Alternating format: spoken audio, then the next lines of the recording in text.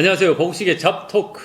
오늘은 지난 편에 이어서 우리 지옥 코칭의 김은영 본부장님 모시고 취업에 관련해서 실질적 노하우, 직무 분석이나 기업 분석, 자기소개서, 면접 노하우에 대해서 알아보는 시간을 갖도록 하겠습니다. 본부장님 반갑습니다. 안녕하세요. 네, 감사합니다. 안녕하세요. 지난 편에 우리 본부장님께서 이제 직무 분석, 기업 분석, 자기와 잘 맞는 직무와 기업에 대한 목표를 설정하는 것이 중요하다는 말씀을 해주셨는데요. 그러면 어떻게 자기와 맞는 직무를 찾아야 되는지 이게 참 고민일 것 같아요. 그렇죠. 예, 이 내가 맞는 직무를 어떻게 찾아야 될까요? 아까 1편에 말씀드렸듯이 예. 일단 각종 심리검사 도구를 활용해서 관련된 직업이나 직무를 좀 도출할 수도 있고요. 예. 또 하나는 이제 그 방법은 직업 선택 이론에 근거를 한 거고, 예. 직업 발달 이론에 근거해서 찾을 수 있습니다. 이게 더 효율적이고요. 나중에 자소서나 면접 같은 활용 방법이 더 높은 건데, 예. 결론은 뭐냐면 내가 그동안 그 커리어, 일에 대해서 경험한 것들을 정리하시는 거. 내가 이때까지 예. 그러니까 커리어라고 해서 되게 이렇게 어렵게 생각하시는데, 제가 하는 방법은 일의 영역을 넓히시면 돼요. 그러니까 내가 아르바이트든 학교 생활이든 예. 동아리 활동이든 예. 또는 뭐 종교 활동이든 취미 활동이든 내가 삶을 살면서 했던 모든 활동들이 다 일에 관련된 것들이거든요. 예. 그리고 그런 역량을 발휘했던 경험이니까 예. 이런 경험들을 해당 직무나 기업에서 필요로 하는 게 있을 수 있습니다. 그러니까 그것들을 정리하다 보면 예. 내가 어느 경험을 했을 때 되게 뿌듯했는지, 내가 어떤 경험을 했을 때 되게 성취감을 느꼈는지, 내가 어떤 경험을 했을 때 주위 사람들한테 나한테 좋은 피드백을 줬는지, 이거를 잘 찾다 보면 내가 어느 직무를 했을 때 나의 역량을 발휘할 수 있는지가 나올 수 있는 거죠. 이게 아까 얘기한 이제 심리검사 외에 발달 이론에 의해서 찾는 방법이라고 볼 수 있습니다. 그러면 이제 우리가 기업의 어떤 산업의 분류에 따라서 그 기업 안에 존재하는 직무들도 굉장히 다양하잖아요. 예. 그럼 이런 직무들을 좀 분석하고 이해하는 방법들이 좀 있을까요? 예. 이게 마인드 먼저 바꿔주세요. 관점. 그러니까 그냥 직무 분석을 한다 그러면 어렵다고 생각을 하시거든요. 예. 보통은 이게 저도 인사팀 출신이긴 하지만 인사팀에서 직무 분석 제대로 못해요. 근데 그거를 어떻게 그 취업 준비하는 청년분들한테 하라고 하겠습니다. 그러니까 다른 얘기하면 직무 정보 탐색이라고 보시면 돼요. 그래서 굳이 직무 분석이라고 용어를 쓰지 않고 내가 목표한 직무에 대해서 관련된 정보를 탐색해 보는 시간, 이런 과정으로 좀 생각하시면 되고요. 좀 쉽게 접근하는 방법은 좀 이렇게 3단계 제가 활용을 많이 합니다. 그러니까 그 상담이나 컨설팅 하시다 보면 어렵게 생각하시기 때문에 직무를 분석하거나 정보 탐색할 때 3단계로 해라. 처음에 그 직무의 목표가 있어요. 정의 목표. 그래서 회계 직무다. 그러면 회계 직무가 기업에서 했던 이유가 있겠죠. 회계 직무의 정의가 뭐고 회계 직무가 기업 내에서 했던 역할들, 목표가 있을 거고 그걸 정의하시는 거죠. 회계라는 거는 보통 기업 내 어떤 돈에 관련된 것들을 잘 정리하고 뭐 예산을 짜고 다음 계획, 내년도 계획까지 짤 수 있는 어떤 그런 목표가 있겠죠. 그러면 이걸 잘하기 위해서 필요한 역량이 있을 거 아니에요. 그렇죠. 아니면 역량 전에 뭐가 있냐면 그 필수 활동들. 이걸 잘하기 위해서는 회계 활동을 잘하려면 예를 들어서 뭐 예산도 잘 짜야 되고 그 다음에 뭐 전표도 관리 잘해야 되고 뭐란 어떤 그 직무를 수행하는데 필요한 필수 활동들 이걸 정리하는 거죠. 그리고 마지막으로 그런 필수 활동을 잘하기 위한 어떤 역량. 그래서 성격적인 역량은 뭐가 있죠? 약간 꼼꼼함, 성실함 이런 거 있는 사람 회계 활동을 잘하실 거고 두 번째는 뭐 회계 관련 자격증, 전산회계나 이런 있으신 분이 조금 더 잘할 가능성이 있고 숫자에 대해서 조금 더 정확성을 갖고 있는 분이 또 그 직무를 잘할 가능성이 높겠죠. 이런 식으로 조금 3단계로 좀 정리를 하시는 겁니다.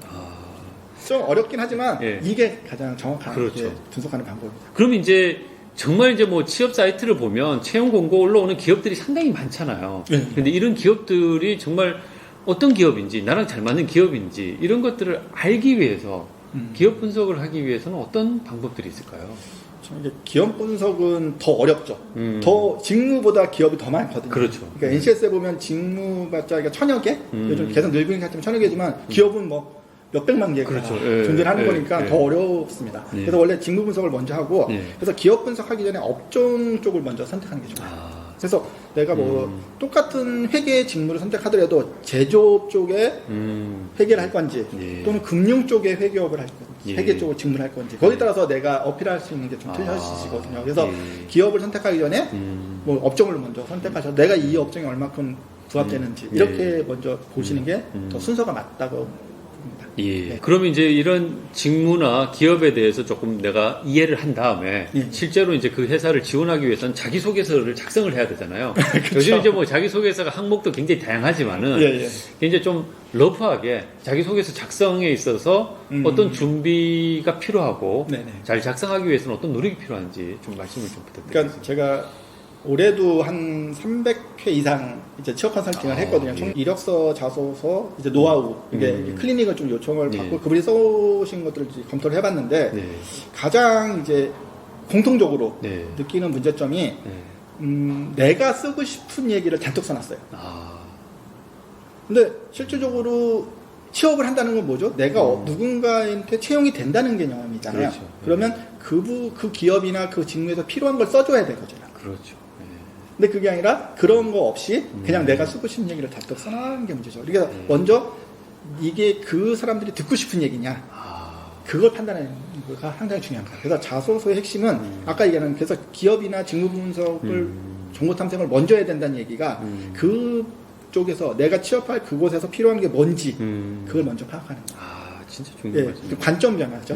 그래서 그거를 이제 전문 용어로 구인자 관점이라는 얘기를 합니다.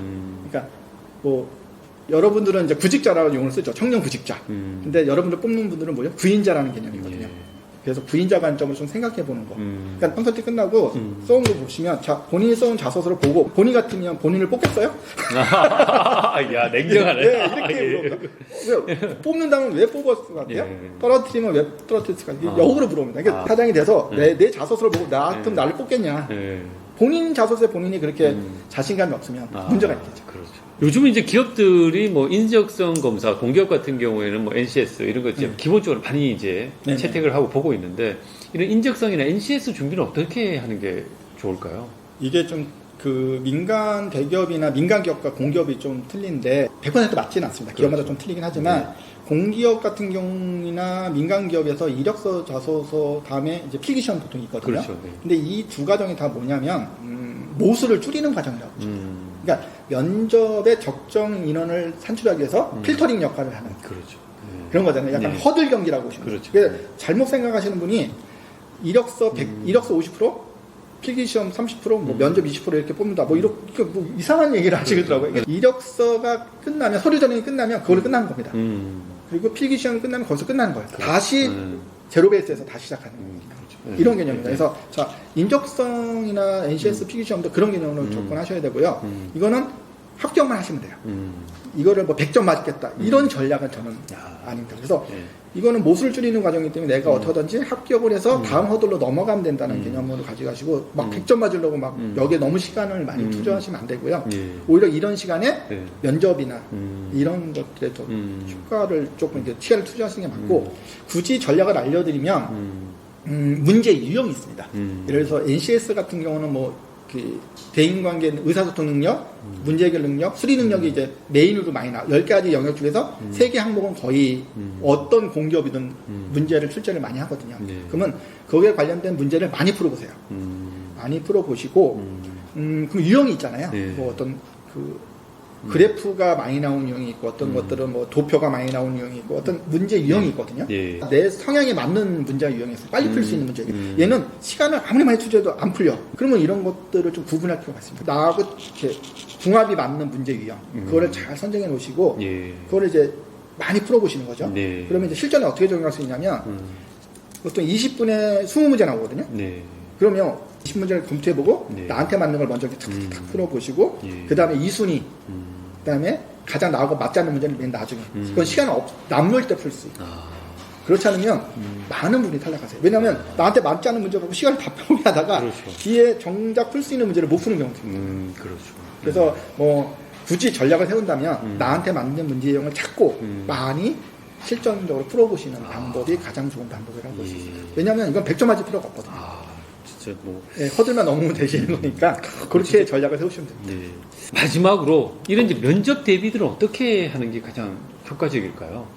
그러니까 가장 큰 문제는 면접 대비를 안 하신다는 게 문제예요. 그러니까 많은 청년 구직자분들이 서류나 필기시험에 거의 시간을 투자하시고 면접에 오히려 정작 중요한 건 면접은 안 하세요. 제가 아까 뭐라고 했냐면 허들이라고 했잖아요. 예. 그러니까 대부분 분들이 면접에서 떨어져요. 그러니까 어떤 분은 상담받으러 오셔서 저는 뭐 필기시험이나 서류는 다 합격했는데 면접에서만 떨어져요. 아, 좀 여쭤보면 준비를 하나도 안 하셨어요. 아, 그럼 당연히 떨어질 수밖에 없지 않습니까? 그렇죠. 예. 그러니까 이제 면접에도 많은 시간을 좀 할애하는 게 1차적으로 되게 필요하실 것 같고요. 굳이 이제 면접에서 기업들이 알고자 하는 것들은 이제 단계가 좀 있긴 한데 두 가지입니다. 하나는 직무 적합성.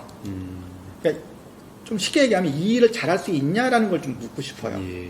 그거를 이제 면접 과정에서 최종 확인하는 거죠. 물론 서류라든가 필기시험에도 확인이 되지만 예. 면접 과정에서 이제 면대면으로 확인하고 싶은 거죠. 예. 그리고 서류에 썼던 것들이 맞냐, 검증 작업 예. 이런 것들도 그 안에서 하는 거고요. 또 하나는 우리 조직에 적합하냐.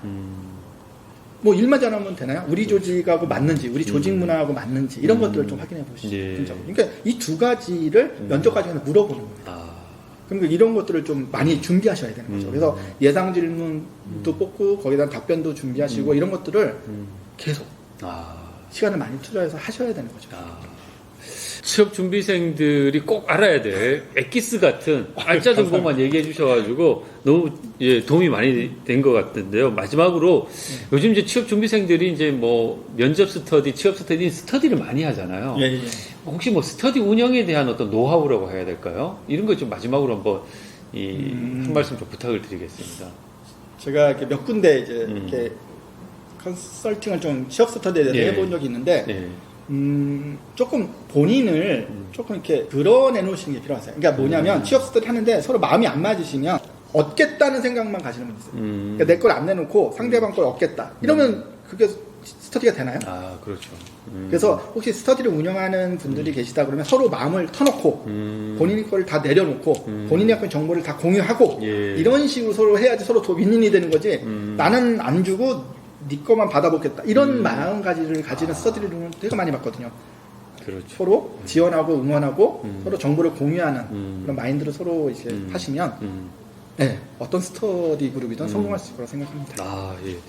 아, 오늘 지옥 코칭의 김은영 본부장님 1, 2편 연이어 출연해 주셔가지고 이런 좋은 말씀 많이 해주셨는데 정말 취업 준비생들한테 큰 도움이 되는 것 같습니다. 아, 네, 예, 감사합니다. 출연해 주셔서 다시 한번 감사드리겠습니다. 감사합니다. 감사합니다.